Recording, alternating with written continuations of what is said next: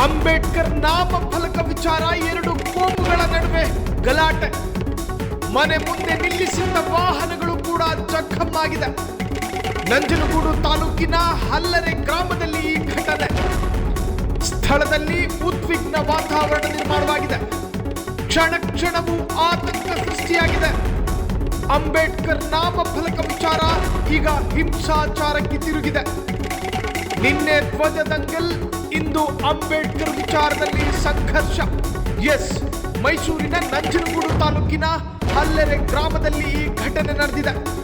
ಎರಡು ಕೋಮುಗಳ ನಡುವೆ ಗಲಾಟೆ ಶುರುವಾಗಿರುವಂತಹದ್ದು.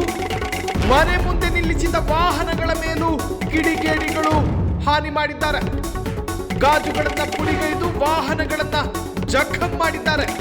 ಸ್ಥಳದಲ್ಲಿ ಉದ್ವಿಗ್ನ ವಾತಾವರಣ ನಿರ್ಮಾಣವಾಗಿದೆ. ಈಗ ನಂಜನಗೂಡು ಪ್ರಕ್ಷುಬ್ಧ. ಎಸ್, ನಿನ್ನೆ ಧ್ವಜ ದಂಗಲ್ ನಡೀತಿತ್ತು, ಇವತ್ತು ಅಂಬೇಡ್ಕರ್ ವಿಚಾರದಲ್ಲಿ ಸಂಘರ್ಷ ನಡೀತಿದೆ. ಒಟ್ಟಾರೆ ನಂಜನಗೂಡು ತಾಲೂಕಿನ ಹಲ್ಲೆರೆ ಗ್ರಾಮ ಪ್ರಕ್ಷುಬ್ಧವಾಗಿದೆ. ಕ್ಷಣ ಕ್ಷಣವೂ ಆತಂಕ.